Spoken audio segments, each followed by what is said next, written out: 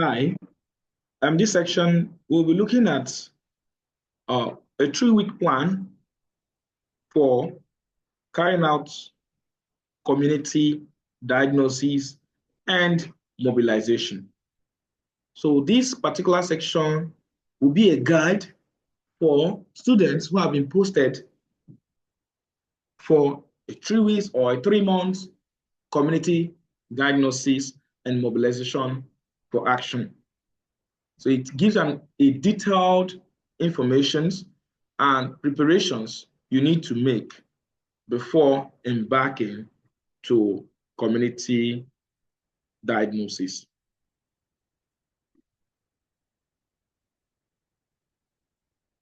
The essence of sending you is for you to carry out a community diagnosis and mobilization program in a nearby community.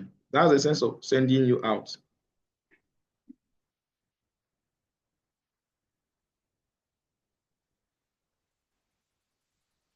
So the first thing that you must do is preparation and planning. You must prepare for this program. So when we talk about preparations, you are expected to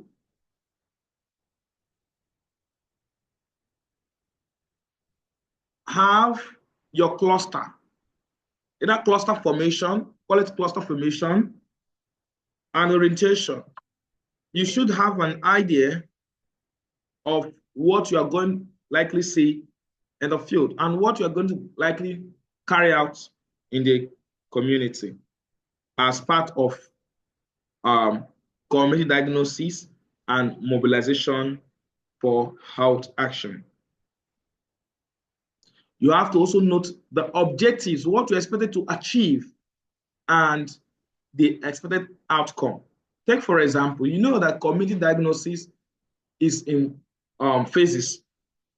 Community profiling is important. You are going to talk about the profile of that community. While you look at the community in terms of their demographics. Look at the community in terms of their what? Their demographics. So at the end of this section, we expect you to have a very good information of that community. It's one of the expectations, and be able to diagnose the disease. So when we look at what is the component of community profiling, we expect you to tell us about the demographics in that community, the social structures, the economic activities in that community, the type of housing, the occupational diversity within that community. Also have to tell us the location of that community, the geographical boundary of that community. You have to let us know about it. So you have to let us know the demographics, such as the age distribution, the total population of that community, the under 1 population, the under 5 population, the total population of women of childbearing age, and all of that. Then you look at the structure, social structures, such as the family structure. You have to tell us what's the composite structure in that community. Are they mostly nuclear family? Are they mostly extended family, polygamous, and all of that? You also look at under the system social, you have to also tell us about the educational level common in that community, primary education, secondary education, tertiary education. You also have to tell us about the occupation prevalent in that community. What they do mainly for living. Is it farming, trending, business, and all of that. From there, you can have an idea of the income level in that community. Then what type of houses are found there? That is the housing type.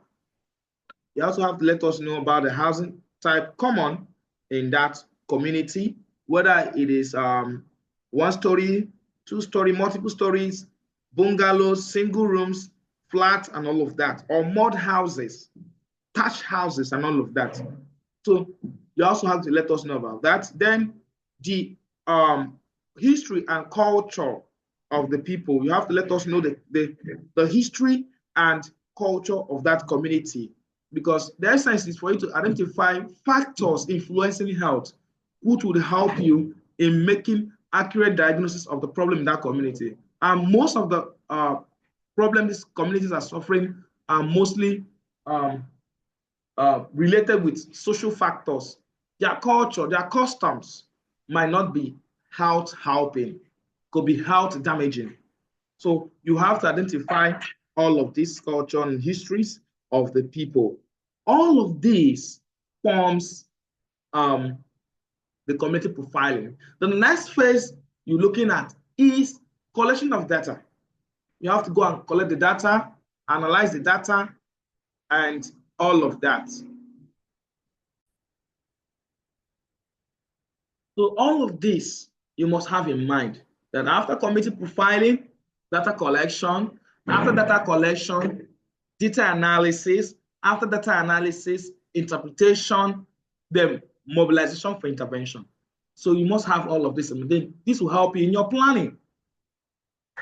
So you now hold an initial meeting with your fellow students in your own cluster. You already have been divided in clusters. Now, cluster A, you are going to this community. Cluster B, you are going to this community.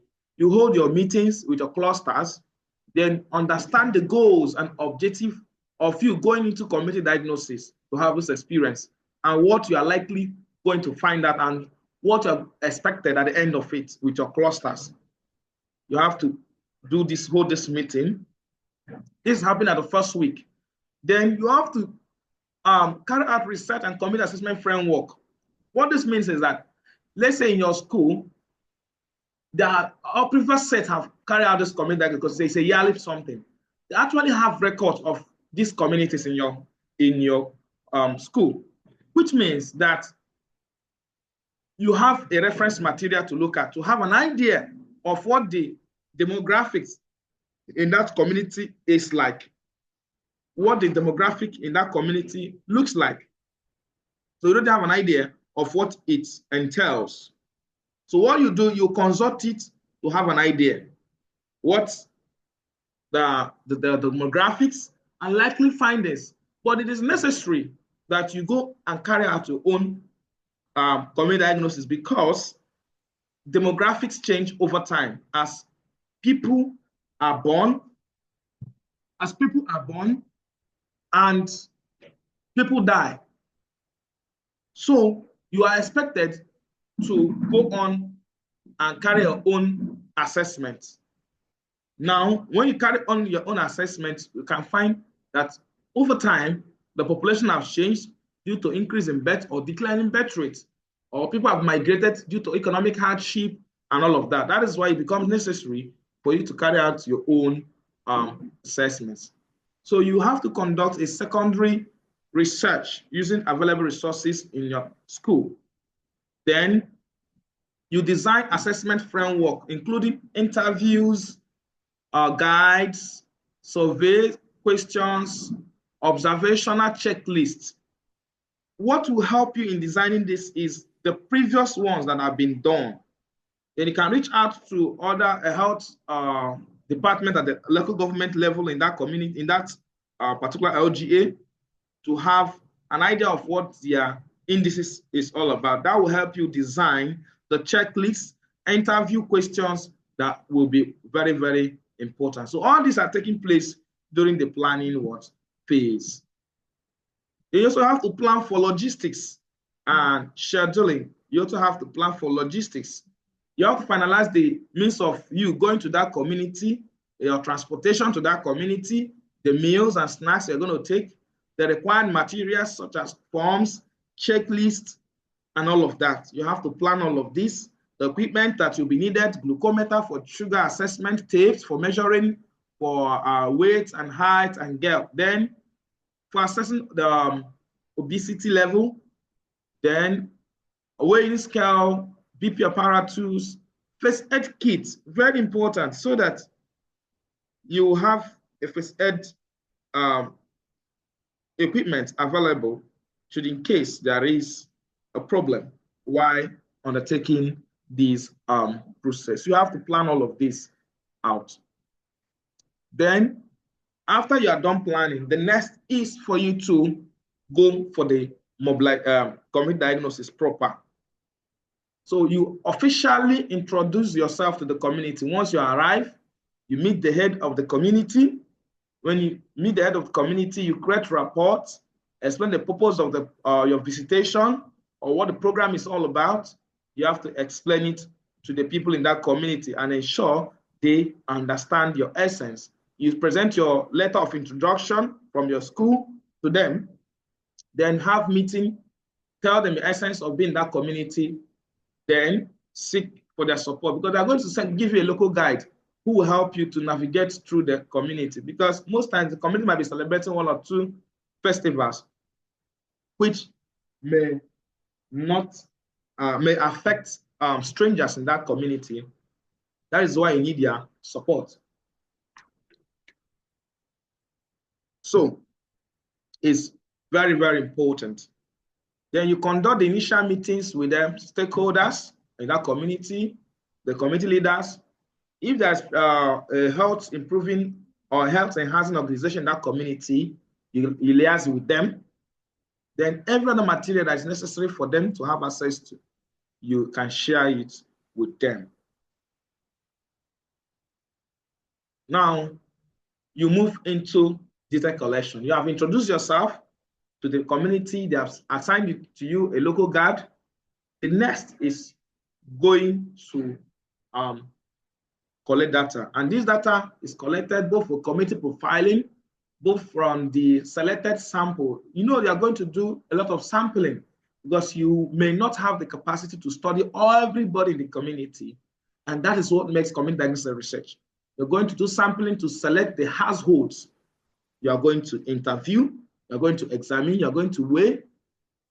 Once you are done using either systematic, multi-stage, or whatever sampling method, the next is data collection, administration of questionnaire, observation, assessment, review of existing records.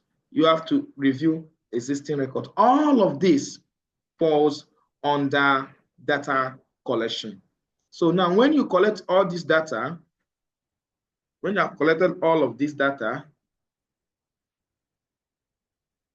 from different clusters, because some of you will have to go to school to go and look at the school attendance, look at what condition the students come down with while coming to school, look at the prevalent health challenges in that among the pupils in that school.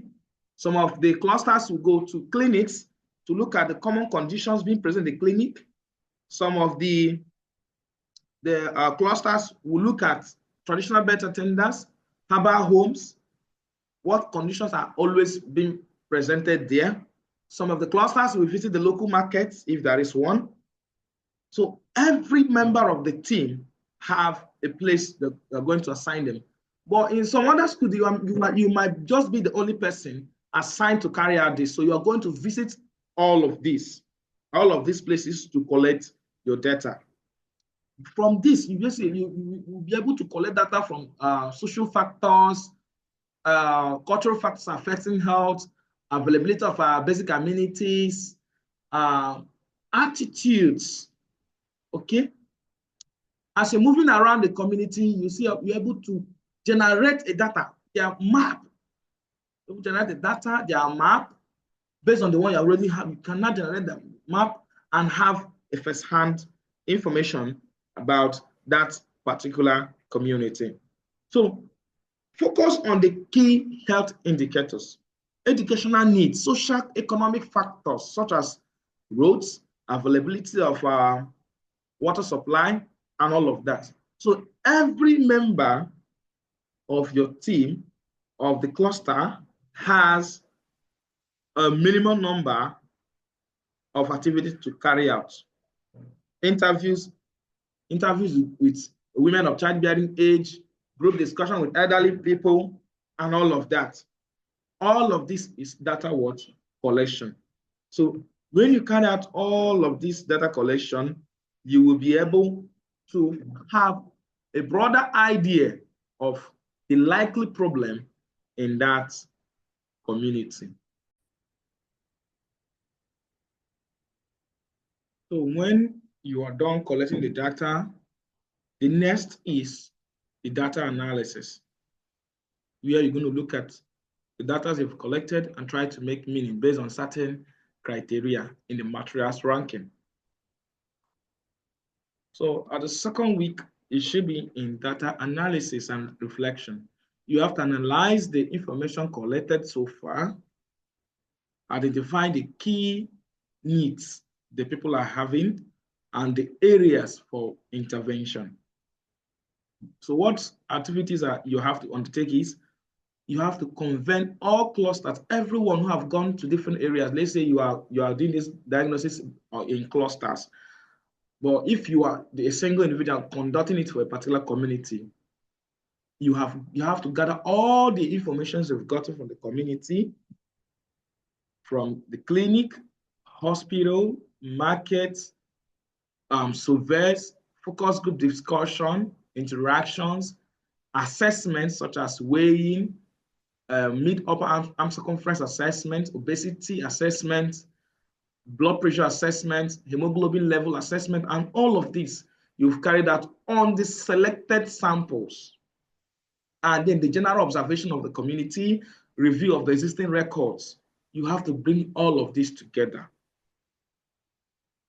Begin to look at the findings and formulate hypotheses. You engage in a serious discussion with your team, looking at what type of intervention can we come up. Because at the end, you find there's a lot of problems, but you will have to do the ones you can based on the master's ranking criteria. So let's look at the master's ranking. So master's ranking operates in this way. It has a set of criteria which defines what is to be done, which is to be given the highest priority attention and all of that. That's what master's ranking has in it.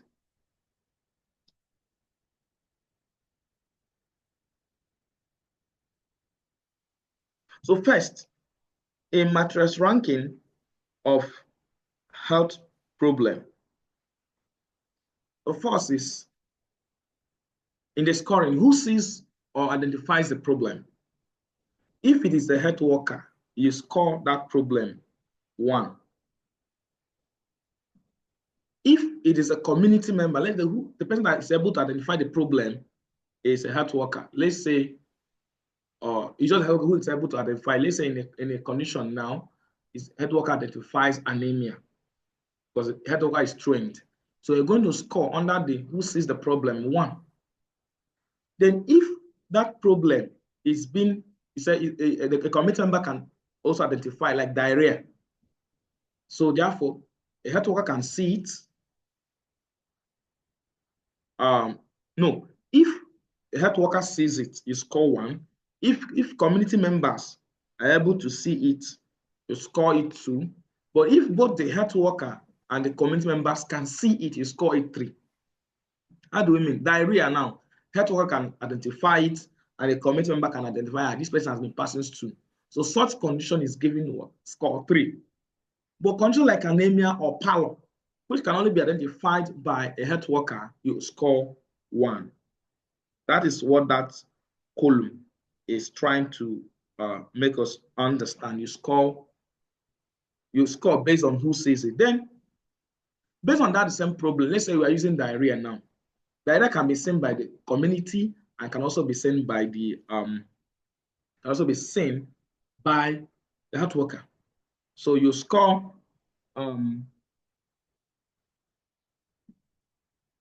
it 3.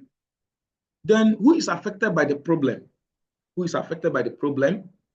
If older persons, you score 1. If the condition only affects the older people only, then you can score it 1.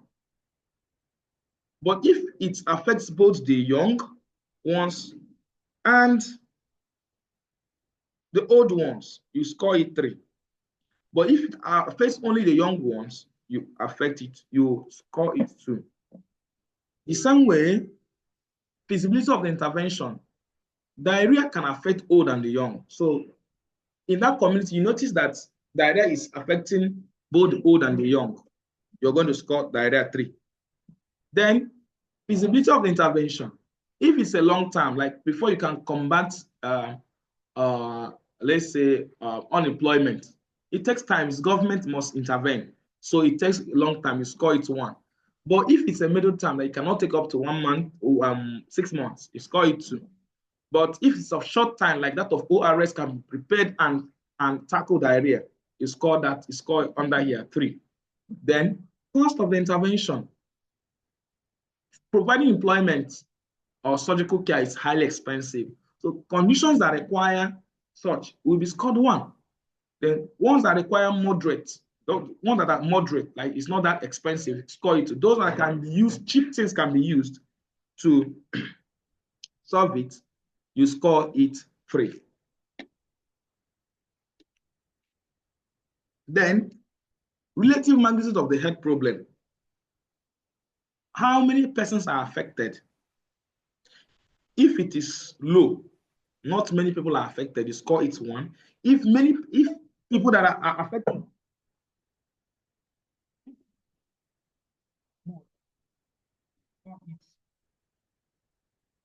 3. If it is medium, you score it 2. Then seriousness of the health problem. If the problem leads to loss of working days or hours, you score it 1. If the problem leads to disability, the person becomes disabled, you score it 2. If it leads to death of somebody or people, you score it 3. That is how materials ranking is used for prioritizing the problem the community is facing and the one that can be intervened immediately. At the end, when you score, the one that has the highest scoring, you look at it and intervene immediately. Now, let's take an example of what we're talking about on how to use this matrix ranking to prioritize health problems. So this particular person conducted this community diagnosis in Obako community in Imbitol of Imo State.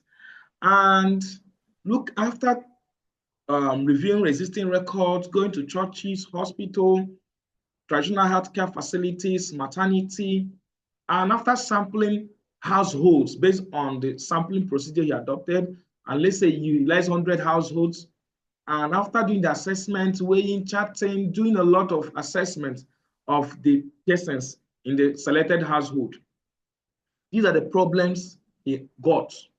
He found out health condition, inadequate immunization coverage is a problem, not using long-lasting insecticide nets, malaria, home delivery, poor waste disposal, unemployment, limited access to water, low antenatal care attendance, crowded living spaces, moderate acute malnutrition, high patronage of traditional birth attendants. These are problems he found out from his own assessment. Now, he needs to prioritize which one can he intervene based on the mattress ranking, which you've looked at. Who sees the problem? If head worker 1, if community member 2, if both 3. Now let's apply this. The first problem has an inadequate immunization coverage. Who is the person that can say, yes, there is inadequate immunization coverage? Find out that it's only the health worker. The community may not even know because they don't. Most of them are not literate. They cannot go through the immunization registrar and all register and find out that this is the problem. So it is the health worker who knows that yes, this child have not completed the immunization doses as such, or that 50% of the people. You are the one who you did some household sampling and found out maybe out of hundreds household you sample to collect data on, because if you there are sampling households, you go to that house, you are going to check everybody in that house, collect data, immunization data, and everything. So out of the 100 households you went, you were able to identify that only 30 persons, 30 households, that their children were fully immunized. That's what likely occurred here. As such, it's a problem. Now you begin to ask, who is the person that can see this problem? Health worker. So you score it 1. Who is affected? The old or the young? From it, from it, you find that it's the young that is affected. It's the children that is affected. Then you score it too. What's the feasibility of intervention? How feasible is it to carry out immunization program? It is short term because the vaccines are always available at the health facility and they are health workers. It's all about letting them know, and they plan for an outreach to come and give the immunization. So the feasibility is 3. The feasibility is 3 because it's short term. Then cost of intervention of the program. What does it cost to carry out immunization? Is it that expensive? Is it moderate expensive? It is cheap because the vaccines are free and health workers are employed by government to administer it. So it is cheap. So the cost of intervention is 3. What the relative magnitude? Who are affected? From the survey from this person, we found out that since for him to say it's a problem, now 50% of the children are not immunized. So that tells us the magnitude of the problem. That tells us the magnitude of the problem. So we rank it 3. We rank it 3. We rank it 3 because it affects many children. That's how we come about it. Then seriousness of the problem. Seriousness of the problem. Loss of working days, disability, and it can lead to death. Yellow fever can kill. Yellow fever can kill. Other immunizable diseases can lead to disability. And so we are ranking it. It's a serious problem. We need to be looked into. And if the people are not immunized, they can infect other children. And the continuation of the infection continues. So it's a serious problem. So this is how we're able to score based on the matrix ranking. Then diarrhea, who sees it? Both the community and health worker. 3. Who is affected? According to him, the old and young. Yes, diarrhea can affect old and young. Feasibility of intervention is easy to be, with ORT, we can combat it, giving us 3. Cost of intervention, cheap.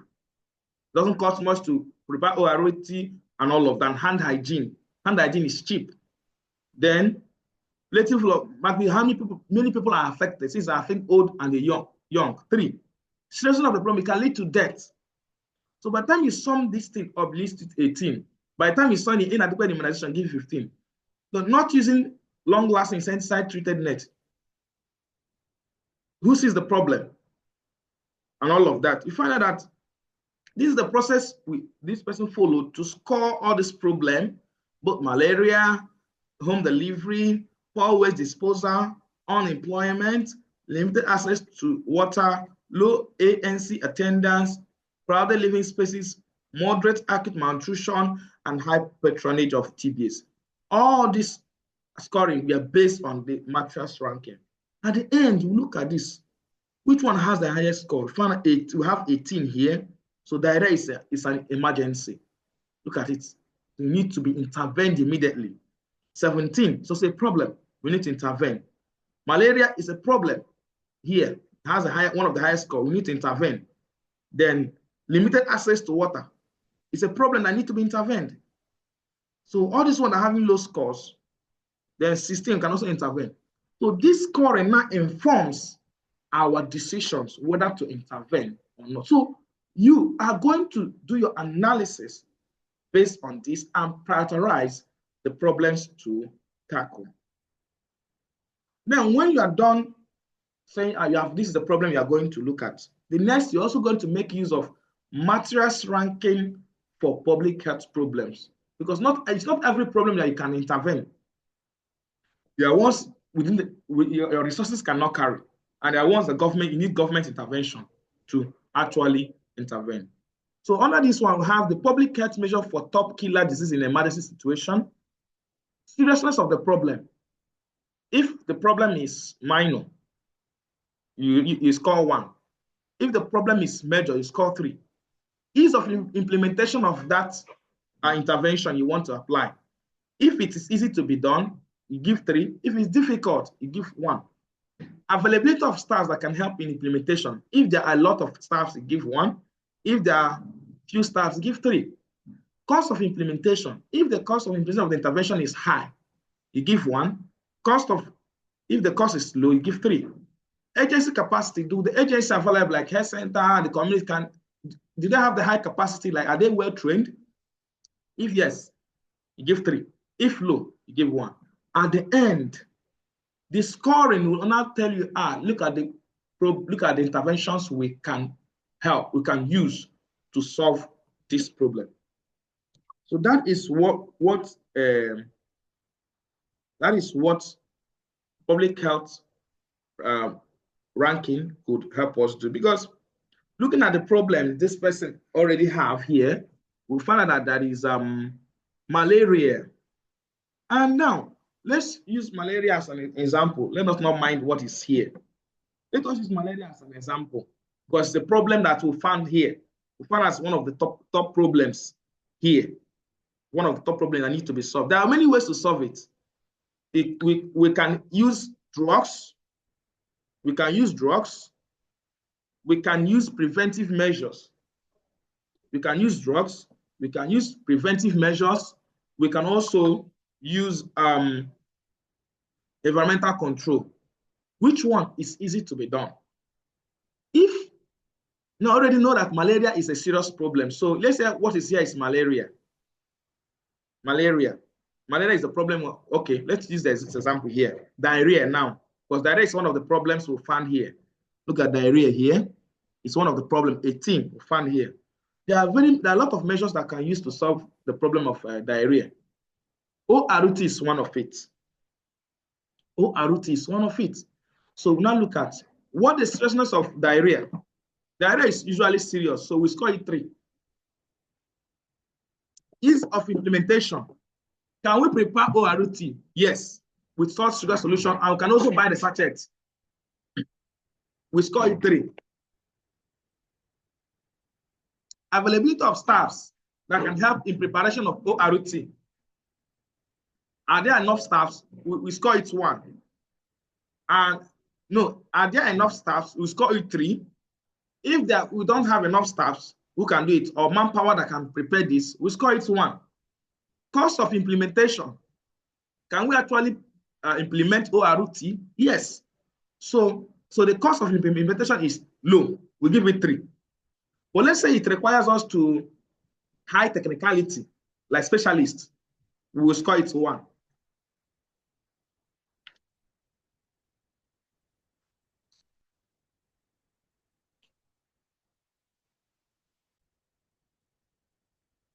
Then look at the agency capacity. Can the people be able to produce? Can the health center produce it? Yes. We have high agency capacity because health center can help us, teach us how to do it, and people can do it. Family members can do it, caregivers can prepare it.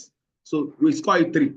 So by the time we sum these 3s, we're able to get 15. So therefore, ORT will be selected as one of the interventions we are going to put in place in that community, and we believe it's going to help in solving the diarrhea problem.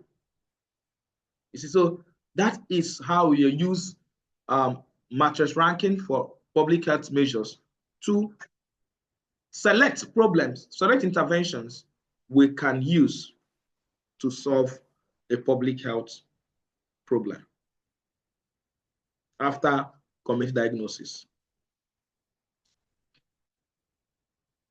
Now, when you are done with your matrix ranking and all of that, collection of data, analysis, and coming up with major problems to tackle and interventions to be employed, the next is you share your initial findings to the community. You have to share, look at the major problem your people are having, and look at the ones we can attack, we can attend to. You discuss it with them in the town hall, discussion or with focus groups, and hear their own insight, what they have to say about the problem. Because they're the people that's facing it. You have to consider their own opinion.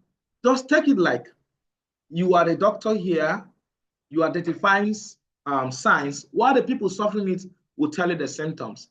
So you have to consider it in diagnosis. Like in the normal clinical practice, you look at signs and symptoms and other information before you can come down with diagnosis. That's something is applicable here. Now, by the next week, you have to develop action plan. You have the development action plan. You have formulated community action plans based on the data you have gathered.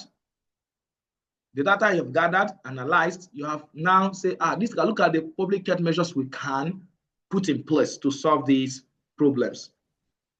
So you have to identify and prioritize issues to address the health problem, break down the intervention strategy into actionable steps, and assign roles for implementation phases. And before you can do this implementation phase, you have to seek for the support of the opinion leaders. You have to carry out advocacy to policy makers to seek their support. Then you also need resource mobilization, because these interventions, let's say you want ORS subjects, you can get it from local government headquarters. Therefore, you require their assistance. That is why you have to go and do advocacy, seeking their support for you to carry out the intervention. So you have to seek their support to be able to get these supplies you need to carry out this program. So that's not resource mobilization. Then training and preparation. Let's say you want to train these people on how to prepare ORS. You have to train your students. The students have to be trained on how to prepare ORS in hygienic way, or even other volunteers who want to help in the training of the community members on preparation of ORS. You also have to also get educational materials that will be required in teaching that. So all of this will have to be in place. You have to stay organized and prepared to carry out the intervention execution. Then on the D day, that's the last week for this our 3-week program, you have to implement and mobilize the people so that you'll be able to know the number of persons you have trained, the outcome, and all of that. So you have to implement. So mostly this program is only 3 months, mostly carried out during the IT. But for special occasions or special notes, you can be carried out within a month or 3 weeks. At the end, final day wrap-up and evaluation. You evaluate the effectiveness of the immobilization efforts and document your findings. You have to hold a final community meeting to report on all the activities conducted, outcomes achieved. How many did you train? How many learned it? How many are able to practice it? They discuss future steps for sustainable initiative. Then you collect evaluation and feedback from committee members and volunteers. You can do this. Let's say that so let's say you undertook preparation of a meal. You can ask the community to prepare while you look at them. It's a form of evaluation. What you have taught so far, you can also evaluate through that means. With that, we've come to the end of this 3-week community diagnosis and mobilization section. Thank you for participating.